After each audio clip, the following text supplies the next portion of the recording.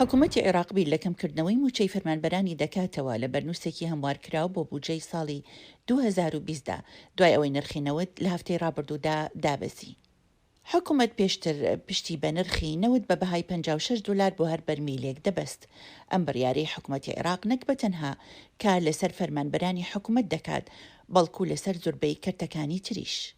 انخفاض اسعار النفط راح ياثر مو فقط على الموظفين. داڕەمانی نرخی نەوت نەک بە تەنها کاریگەری لەسەر کارمەندانی حکوومەت ئەوێت بەڵکو ئابووری تێکرای وڵاتەکەش بە تایبەتی دوکانداری بازار ڕەگشتی کە دەبێتە کەمکردنەوەی جموجۆڵی بازرگانی. کابرسانی حکوومەت مشتمل لەسەر ئەم مەسەلەیە دەکەن بە هیوان بتوانن تەنها بەشێکی موچە ببڕن هەتا ئەو دەمەی کەرتی دارایی دەبوژێتەوە. دولة تعتمد ميزانيا على بۆجێی وڵات پشت بە داهاتی نەوت دەبەستێت کە نرخی نەوت دێتە خوارەوە موچەکانیان بەو گوێرە کەم دەبێتەوە. کاریگەری خراپی لەسەر خۆم و هەموو خێزانەکەم و هەروەها خەڵکی تریش دەبێت.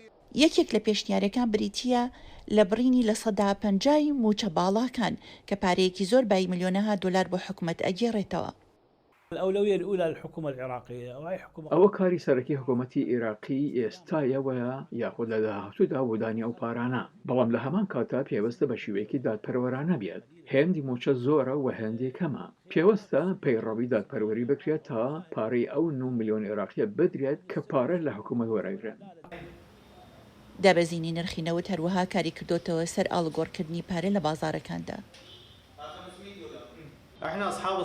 دابەزینی نرخی نەوت کاری کردوتە سەر ئێمەی خاوەندەکانی ئاڵوگۆڕکردنی پارە کە بۆتە هۆی زیادبوونی بەهای ئاڵوگۆڕکردنی دۆلاری ئەمریکی. بانکی ناوەندیش چیدی بە دولار پارە ناداد و ئیتر خەڵکیش نایانەوێت پارە بگۆڕنەوە بەهۆی ناسەقامگیری بازاڕەوە.